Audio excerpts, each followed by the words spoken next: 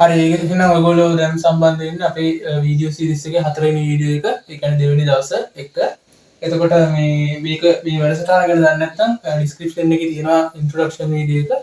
ඒක බලන්න. අපි එතකොට මේ ඉන්නේ වැඩසටහනේ දෙවෙනි දවසේ හතරවෙනි වීඩියෝ එකත් එක්ක. ඒතර මේ වීඩියෝ එකෙන් අපි කතා කරන්නේ 2020 ප්‍රශ්න පත්‍රයේ ඇප්ලයිඩ් පේපර් එකේ පාර්ට් A එකේ දෙවෙනි ප්‍රශ්නය.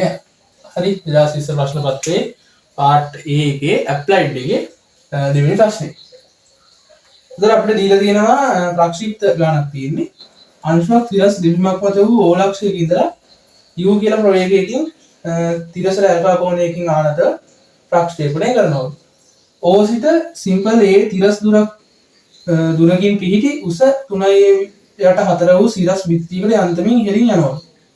අපිට ඔන්න වර්ග සමීකරණය තෘප්ත කරනවා කියලා පෙන්වන්න බැරි. හරි. එතකොට මුලින් රූප සටහන අපි අඳගෙන ඉමු. එක ගානේ අපිට දීලා තියෙනවා කොහොමද? හරි. මෙහෙම ප්‍රක්ෂිප්තයක් තමයි යන්නේ. මේ උස 3යි a බෙදීම 4යි කියලා දීලා තියෙනවා. මෙන්න මේ දිග සිම්පල් a කියලා දීලා තියෙනවා. මේක එතකොට ඇල්ෆා කෝණයකින් ආනතව තමයි මේක ගමන් කරන්නේ. එතකොට ප්‍රවේගය සමානයි අපිට මූල 2යි ga කියලා දීලා තියෙනවා. හරි. u සමානයි මූල 2යි ga කියලා දීලා තියෙනවා.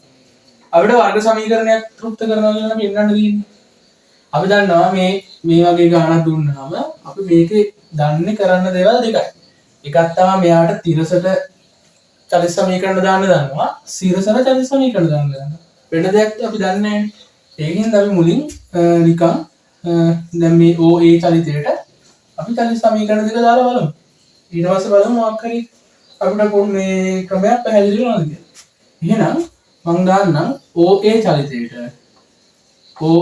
චලිතයට සිරසට S සමානයි UT ධන භාගයක් AT වර්ගය. හරි. කොහොමද දාන්නේ? සිරසට දානකොට අපි දන්නවා සිරස් උස 3යි a බෙදීම 4යි. 3යි a බෙදීම 4 සමානයි සිරසට තියෙන ප්‍රවේගය මූල 2යි ga sin alpha. මම ගන්නම් ගත වෙන කාලය සිම්පල් t කියලාම ඍණ භාගයයි g කියන්නේ g ගුරුත්ව ත්වරණය පහළට දෙන්නේ අපි ඉහළට දාන ඉන්න ඍණනේ. එහෙනම් මේකයි මේ ඍණ ලකුණ ආවේ gt වර්ගය. එහෙනම් මෙන්න පළවෙනි සමීකරණ. ඔය විදිහට මට පුළුවන් OA චලිතයට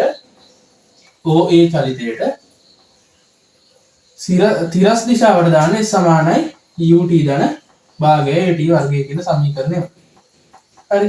ඔය විදිහට දැම්මොත් මේ තිරස් තුල එනවා අපිට සිම්පල් A කියලා. ඒක සමාන වෙනවා තිරස් ප්‍රවේගය මූල 2යි ga cos alpha.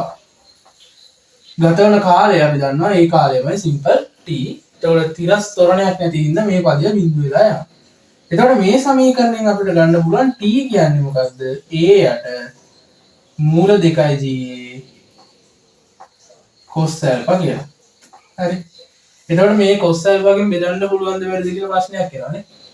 අපි දන්නවා alpha 90 වුණොත් හරි වැඩක් නැහැ නේද? ඒතකොට ප්‍රක්ෂිප්ත කියන්නේ කෙලින්ම සිරස් චලිතයක් තියෙනවා. ඒතකොට එහෙම වෙන්න බෑනේ. එතකොට මේක කෙලින්ම cos alpha බිඳු වෙන්නේ නැහැ. يعني alpha 90 එන්නේ නැහැ. ඒකින්ද ඒක එච්චර අපි සැලකිලිවෙත් වෙන්න ඕනේ නැහැ. මෙතනදී හරි. එතකොට ඔක දෙවෙනි සමීකරණය. එහෙනම් දැන් අපි දන්නවා මේකේ දැන් අපි කාලය එක තැනකින් හොයාගෙන ඉඳලා මෙතනත් කාලය තියෙනවා.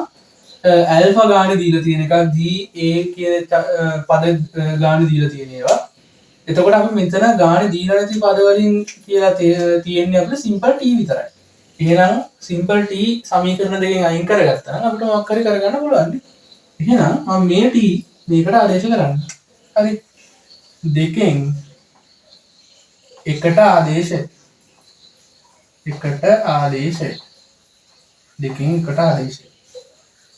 එතකොට මට පුළුවන් මේක මෙතනට ආදේශ කරන්න. එහෙනම් 3යි a යට 4 සමානයි මූල 2යි ga sin alpha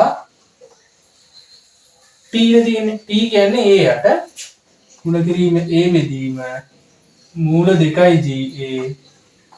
cos alpha. ඊළඟට ඍණ ජීවදීම 2යි ජීවදීම 2යි t වර්ගයනේ කියන්නේ මෙයාගේ වර්ගය. එතකොට එන්නේ මොකද්ද? a වර්ගය බෙදීම මේ යටපදයේ වර්ගය. 2යි ga cos වර්ගය අල්පා 2යි ga cos වර්ගය අල්පා cos වර්ගය අල්පා. හරි මෙතන ගුණ කිරීම තියෙන්නේ. හරි එතකොට මේ මූල 2යි ga මේ මූල 2යි ga කැපිලා යනවා. එහෙනම් මෙතනින් එනවා 3යි a යට 4 සමානයි sin alpha යට cos alpha කියන්නේ tan alpha. එතකොට මෙතනින් a tan alpha කියන එක ඉතුරු වෙනවා. හරිද? මෙතන g ට g කැපෙනවා. a අකුරට මෙතනින් a අකුරක් කැපෙනවා. එතකොට උඩ ඉතුරු වෙන්නේ simple a අකුරක් විතරයි. යට 4යි cos වර්ග alpha ඉතුරු වෙනවා. 4යි cos වර්ග alpha ඉතුරු වෙනවා. හරි 4යි cos වර්ග alpha ඉතුරු වෙනවා. ඊළඟට මට පුළුවන් මේක සම්පූර්ණ සමීකරණය සිම්පල් a එකෙන් බෙදන්න. මොකද සිම්පල් a අසමාන වෙන බිඳුවට. ඒ කියන්නේ මෙයා දුරක් යනවානේ. එහෙනම් සිම්පල් a අසමාන බිඳුව. එහෙනම් මට පුළුවන් මේ සමීකරණය සිම්පල් a වලින් බෙදන්න. එතකොට මෙතන 3යට 4යි සමාන මෙතන tan alpha. හරිද? මෙතන 4න් 1යි. 1යට cos වර්ග alpha කියලා කියන්නේ sec වර්ගය alpha. දැන් අපිට සමීකරණ ඇවිල්ලා තියෙන්නේ. 4න් ගුණ කරා නම් මුළු සමීකරණයම අපිට සමීකරණය එනවා. එහෙනම් 4න් ගුණ කරලා මම sec වර්ග alpha කියන එකයි tan alpha කියන එකයි මේ පැත්තට ගන්නවා. එතකොට sec වර්ග alpha ඍණ 4යි tan alpha ධන 3 සමානයි බිඳුව කියන සමීකරණය එනවා. හරි ධන 3 සමානයි බිඳුව කියන සමීකරණය එනවා. හරි එහෙනම් ඔන්න පළවෙනි කොටස හරි. දැන් අපිට කියන in alpha සමානයි tan inverse 2 බව වෙන්නන්න ඕනේ. in alpha සමානයි tan inverse 2 බව වෙන්නන්න නේද? ඒ කියන්නේ ඔය ආපු ප්‍රතිඵලය පාවිච්චි කරලා alpha සමානයි tan inverse 2යි කියලා වෙන්නන්න තමයි. එතකොට අපිට පේනවා මෙතන තියෙන වර්ග සමීකරණයක් නේ. මෙතන තියෙන වර්ග සමීකරණයක්. එතකොට ඒක විසඳුවා නම් අපිට මොකක් හරි කරගන්න පුළුවන් කියලා පේනවනේ. එහෙනම් මම මොකද කරන්නේ? මේ වර්ග සමීකරණය ගන්න. sec වර්ග alpha ඍණ 4යි tan alpha ධන 3 සමානයි බිඳුව කියන සමීකරණය ගන්න. දැන් මේක අපිට පේනවා tan ට සමාන උත්තරයක් අරන් තියෙනවා. එතකොට මම මේ sec වර්ග alpha tan කියන ලියාගත්තා නම් පහසුයි. අපි දන්නවා sec වර්ග alpha කියන්නේ එක දන tan වර්ගය alpha. එක දන tan වර්ගය alpha. එතකොට ඔන්න ඔය විදිහට අපිට සමීකරණය හදාගන්න පුළුවන්.